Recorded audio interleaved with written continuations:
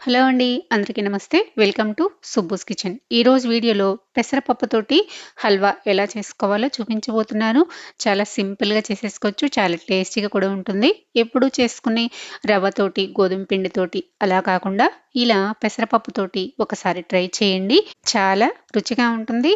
ఎవరైనా గెస్ట్‌లు వచ్చినప్పుడు లేదంటే పండగలప్పుడు దేవుడికి ప్రసాదంగా అయినా చేసుకోవచ్చు. తప్పకుండా మీరు కూడా ట్రై చేసి మీకెలా వచ్చిందో కామెంట్ చేయండి. వీడియో నచ్చితే లైక్ చేసి హైప్ చేయండి. ముందుగా ఒక బౌల్ తీసుకొని అందులోకి 1 కప్పు పెసరపప్పుని తీసుకోండి.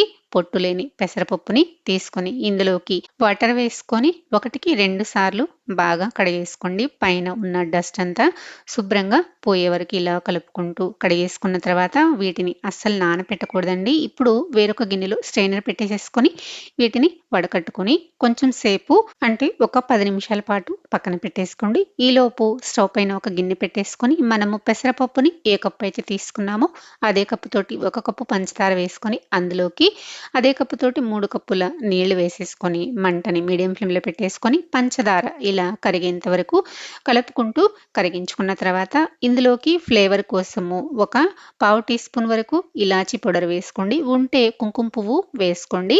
వేసుకొని ఇలా ఒకసారి బాగా కలిపేసేసి స్టవ్ ఆఫ్ చేసి పక్కన పెట్టుకోండి. ఇప్పుడు స్టవ్ పైన ఒక కడాయి పెట్టేసుకొని అందులోకి మనం కడిగి పెట్టుకున్న పెసరపప్పుని వేసేసుకొని డ్రై రోస్ట్ చేసుకోవాలి.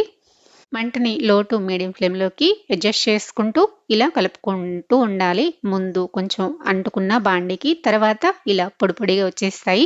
అస్సలు మెత్తదనం లేకుండా బాగా డ్రై అయ్యేంత వరకు కొంచెం కలర్ మారేంత వరకు ఇలా ఫ్రై చేసుకోవాలి. వీటిని చల్లారిన తర్వాత ఒక మిక్సీ గిన్నెలోకి వేసేసుకొని ఇలా కొంచెం బరకగా గ్రైండ్ చేసేసుకొని పక్కన పెట్టేసేసుకోండి. ఇప్పుడు స్టవ్ పైన వేరొక కళాయి పెట్టేసేసుకొని అందులోకి పావు కప్పు వరకు నెయ్యిని వేసుకొని మీకు నచ్చిన డ్రై ఫ్రూట్స్ వేసుకొని ఫ్రై చేసుకోండి. నేనైతే ఇక్కడ బాదం, జీడిపప్పు వేసుకొని ఫ్రై చేసుకున్నాను. ఇవి లైట్ గోల్డ్ కలర్ వచ్చేంత వరకు ఫ్రై చేసుకొని వీటిని ఒక గిన్నెలో వేసుకొని పక్కన పెట్టేసేసుకోండి. ఇప్పుడు అదే కళాయిలో 1 టేబుల్ స్పూన్ ఉప్మా రవ్వ వేసుకోండి. ఉప్మా రవ్వ వేసుకోవడం వల్ల టేస్ట్ మరింత బాగుంటుంది.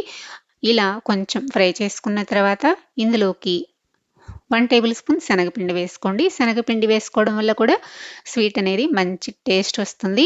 ఇలా శనగపిండి వేసుకున్న తర్వాత ఉండలేమి లేకుండా ఇలా గరిటెతోటి మ్యాష్ చేసేసుకుంటూ కలుపుకోవాలి. ఇది కొంచెం కలర్ మారేంత వరకు నెయ్యిలో ఫ్రై చేసుకోవాలి. చూసారు కదా, ఈ విధంగా కలర్ మారిన తర్వాత ఇప్పుడు ఇందులోకి మనం మిక్సీ వేసి పెట్టుకున్న పెసరపప్పు పౌడర్ని వేసుకోవాలి. ఇవి ఫ్రై చేసుకునేటప్పుడు మంటని సిమ్లోనే ఉంచేసుకొని ఫ్రై చేసుకోండి. ఇలా నెయ్యిలో బాగా కలిసిపోయేలాగా కలిపేసేసుకొని ఈ పెసరపప్పు మిశ్రమం కూడా కొంచెం ఇలా కలర్ మారేంత వరకు ఫ్రై చేసుకున్న తర్వాత ఇప్పుడు ఇందులోకి మనము పక్కన పెట్టేసుకున్న పంచదార వాటర్ ఉన్నాయి కదా, ఆ వాటర్ని ఇలా కొంచెం కొంచెం వేసుకుంటూ కలుపుకోవాలి. ఇందులో ఉండలేమీ లేకుండా కలుపుకుంటూ ఉండాలి.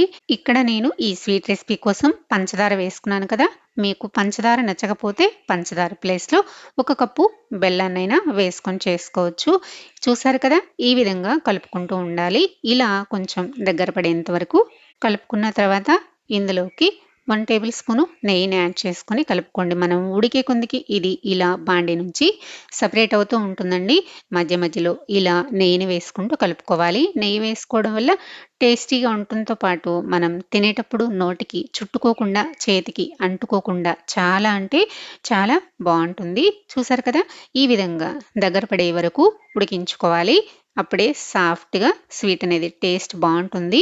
మరొకసారి నెయ్యి వేసుకొని బాగా కలిపేసుకున్న తర్వాత ఇందులోకి మనం ఫ్రై చేసి పక్కన పెట్టుకున్న డ్రై ఫ్రూట్స్ని వేసుకొని మరొకసారి కలిపేసేసుకొని చివరగా ఇంకొక స్పూను నెయ్యిని యాడ్ చేసేసుకొని బాగా కలిసిపోయేలాగా కలిపేసుకోవాలి. కన్సిస్టెన్సీ అనేది మనం స్టవ్ ఆఫ్ చేసేసుకున్నప్పుడు ఇలాగ ఉండాలండి. మరీ గట్టిగా ఉందనుకోండి ఈ స్వీట్ ఆరేటప్పటికి ఇంకొంచెం గట్టి పడుతుంది. కాబట్టి ఇప్పుడు స్టవ్ ఆఫ్ చేసేసుకొని ఒక సర్వింగ్ బౌల్ తీసుకొని సర్వ్ చేసుకున్నారంటే సూపర్ టేస్టీగా ఉంటుంది. ఇంట్లో పిల్లల నుంచి పెద్దవాళ్ళ వరకు అందరూ ఇష్టంగా తింటారు. తప్పకుండా మీరు కూడా ట్రై చేయండి. ఎప్పుడు చేసుకునే విధంగా కాకుండా ఇలా ఒక్కసారి ట్రై చేసి చూడండి. ట్రై చేసి మీకు నచ్చిందో లేదో తప్పకుండా కామెంట్ అయితే చేయండి. నా వీడియో కనుక మీకు నచ్చినట్లయితే లైక్ చేయండి, సబ్స్క్రైబ్ చేయండి, షేర్ చేయండి. మరో మంచి వీడియోతో మళ్ళీ కలుద్దాం. Thanks for watching.